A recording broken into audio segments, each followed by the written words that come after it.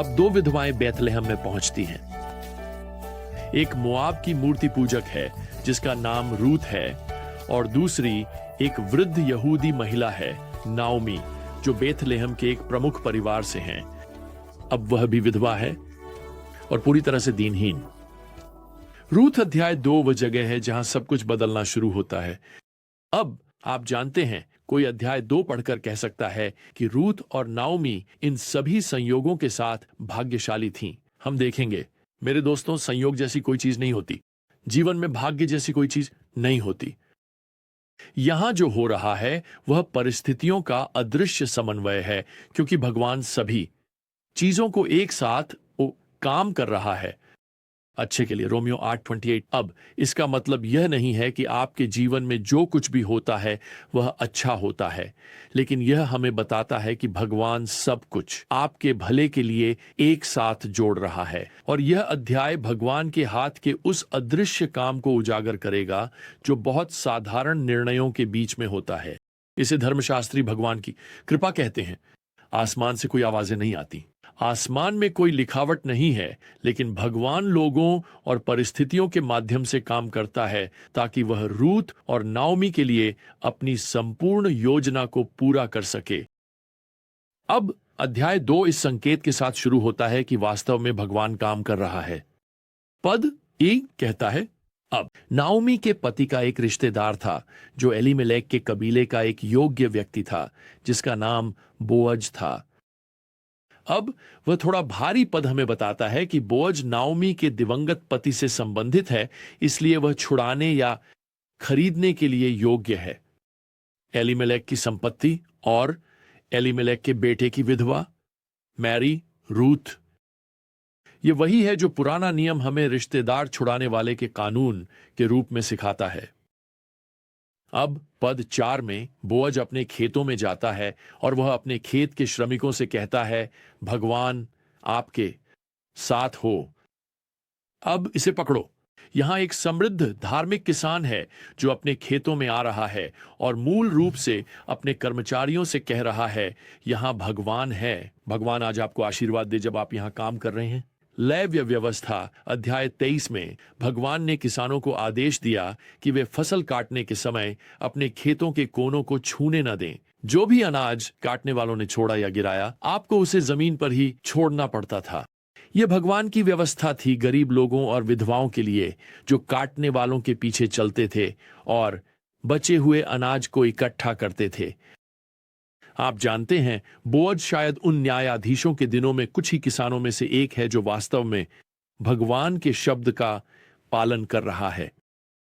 पद 2 हमें बताता है, रूथ मोआबकी ने नाओमी से कहा, मुझे खेत में जाने दो और अनाज के बालियों के बीच में उसके पीछे इकट्ठा करने दो जिसके सामने मुझे अनुग्रह मिलेगा। और वह बोअज के खेत के उस हिस्से में आ गई। क्या तुमने यह समझा? वह संयोगवश बोअज के पास चली गई। खेत। अब देखिए, रूथ के लिए यह एक साधारण निर्णय है। वह इस विशेष खेत की ओर चलती है, दरवाजा खोलती है और अंदर चली जाती है। दुनिया के लिए यह वास्तव में बहुत अच्छा भाग्य होगा, लेकिन भगवान की आत्मा काम कर रही है। वह रूथ के दिल को इस निर्णय पर लाने के लिए प्रेरित कर रहा है। आप जानते हैं, मुझे लगता है कि मैं आज इस खेत में जाना चाहती हूं। अब उसे अभी तक पता नहीं है, लेकिन वह बस अपने संभावित रिश्तेदार छुड़ाने वाले के खेतों में इकट्ठा करने के लिए चली गई है। और बोझ बस ऐसे ही होता है, उस सुबह अपने खेतों में आने के लिए। खैर, वह जल्दी से वहां रूथ को देख लेता है जो इकट्ठा कर रही है, और पद 5 में वह अपने एक खेत के कर्मचारी से पूछता है, यह युवा महिला किसकी है? आदमी जवाब देता है। यहां पद 6 में वह युवा मोआब की महिला है जो नाओमी के साथ मोआब देश से वापस आई है। उसने कहा, कृपया मुझे काटने वालों के बाद बंडलों के बीच इकट्ठा करने और बीनने की अनुमति दें। तो वह आई और उसने सुबह से लेकर अब तक काम किया है, बस थोड़ी सी विश्राम के अलावा। अब उस परिचय के साथ बोअज तुरंत जान जाता है कि वह संभावित छुड़ाने वाला है, क्योंकि वह नाओमी के दिवंगत पति से संबंधित है।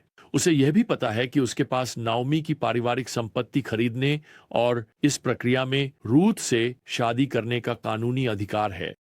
वह स्पष्ट रूप से इसके बारे में सब कुछ सोचने लगता है। वास्तव में वह सोच रहा है कि रूथ से कैसे मिला जाए।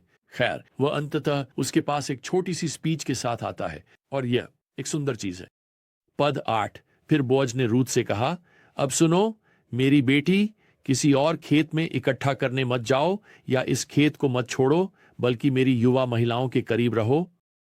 अपने नजर उस खेत पर रखें जहां वे फसल काट रहे हैं और उनके पीछे चलें। क्या मैंने युवा पुरुषों को तुम्हें छूने के लिए नहीं कहा? और जब तुम प्यासे हो तो बर्तनों के पास जाओ और उन युवा पुरुषों द्वारा निकाला गया पानी पी लो।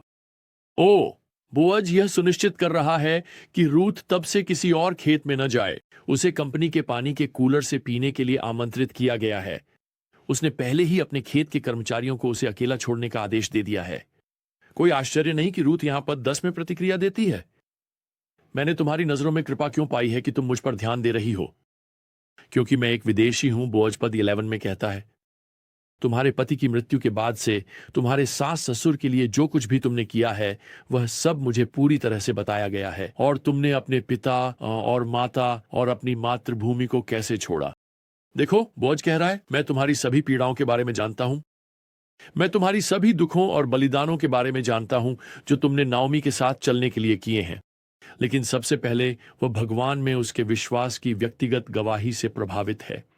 मुझे यहां पद 12 में वह जो कहता है बहुत पसंद है। भगवान तुम्हें तुम्हारे किए के लिए प्रतिफल दे और तुम्हें पूरा इनाम मिले इस्राएल के भगवान के द्वारा, जिनकी छांव में तुम सुरक्षित रहोगी। तुम शरण लेने आई हो। मुझे यह बहुत पसंद है। बोअज ने अभी रूथ से मुलाकात की है और वह पहले ही उससे भगवान के बारे में बात कर रहा है। मुझे बताने दो, अगर तुम अभी किसी के साथ डेटिंग कर रहे हो तो यह तुम्हारा मॉडल है। अगर वह लड़का या लड़की तुम्हारे साथ भगवान के बारे में, भगवान की चीजों के बारे में जल्दी बात नहीं करता, अगर वे तुम्हारी मसीह के लिए गवाही से प्रभावित नहीं हैं, तो कृपया अपने जूते बांधो और भाग जाओ।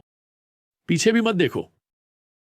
तुम्हें यह सुनिश्चित करना चाहिए कि जो भी तुम में रुचि रखता है वह वास्तव में भगवान में अधिक रुचि रखता है। तो दोपहर का खाना आ गया और देखो, यहां पद 14 में रूथ का इंतजार कौन कर रहा है? भोजन के समय बोअज ने उससे कहा, यहां आओ और कुछ रोटी खाओ और अपने टुकड़े को शराब में डुबो लो। बोअज मूल रूप से उसे खाने के लिए आमंत्रित करता है। मुझे लगता है कि आप इसे उनकी पहली डेट कह सकते हैं। खैर, यह एक समूह डेट है क्योंकि वहां सभी खेत के श्रमिक हैं, लेकिन यह एक शुरुआत है और मैं चाहता हूं कि तुम इस चित्र को समझो। यहां एक गरीब विधवा है, एक बाहरी, एक पूर्व मूर्ति पूजक, जिसे इस धार्मिक धनी जमींदार के पास खाने के लिए आमंत्रित किया गया है। यह प्रियजनों भगवान की कृपा का एक चित्र है। हम दरिद्र, बेसहारा पापी हैं जिन्हें परमेश्वर के प्रेम की भोज मेज पर आमंत्रित किया गया है। और कृपा। खैर, जैसे ही रूथ खाना खत्म करती है और जाती है, बोअज यहां पद 15 में एक और आश्चर्य जोड़ता है। बोअज ने अपने युवकों को निर्देश दिया, कहकर, कुछ बंडलों से बाली निकालो और उसे छोड़ दो ताकि वह उसे चुन सके। बोअज उन्हें जानबूझकर चीजें गिराने के लिए कह रहा है। आप केवल यह सोच सकते हैं कि रूथ अनजान होकर फसलें चुन रही है, जबकि उसके लिए पर्दे के पीछे क्या कहा गया है। और मुझे बस इससे यह सच निकालना है कि हम अक्सर अनजान होते हैं। भगवान द्वारा पर्दे के पीछे की प्रावधानात्मक व्यवस्था के लिए, जो हमारे जरूरतों को पूरा करने के लिए इसे स्थापित कर रहा है, मेज सजाने वाला। यहां पद 17 में हमें बताया गया है, फिर रूथ ने जो कुछ उसने चुना था उसे पीटा, और यह लगभग 1 एफा जौ था। यह लगभग 25 पाउंड अनाज है। उसके पास खुद को और नाओमी को 1 महीने के लिए खिलाने के लिए पर्याप्त है। और जब रूथ नाओमी को यहां पद 17-19 में बताती है कि उसने बोअज के खेतों में फसलें चुनी हैं, तो नाओमी पद 20 में कहती है, वह आदमी हमारे निकटतम रिश्तेदार है, हमारे उद्धारकों में से एक। इस सारे अनाज पर एक नजर और बोअज का नाम सुनते ही नाओमी को पहले से ही शादी की घंटियां सुनाई देने लगती हैं। प्रियजनों, इसे मत छोड़ो। बोअज यहां आपके उद्धारक प्रभु यीशु मसीह का एक चित्र है। वह अभी काम कर रहा है आपकी ओर से। जीवन में कोई संयोग नहीं होते। आपका जीवन भाग्य, संयोग या किस्मत पर नहीं छोड़ा गया है। आइए हम उससे प्रार्थना करें कि वह हमें देखने के लिए आंखें दे, हमें दिल दे, ताकि हम भगवान की कृपा को समझ सकें जो हमारे जीवन के लिए अपनी योजनाएं खोलते हुए काम कर रही है। खैर, अगली बार तक प्रभु यीशु मसीह की कृपा, भगवान का प्रेम और पवित्र आत्मा की संगति हम सभी के साथ बनी रहे। आमीन।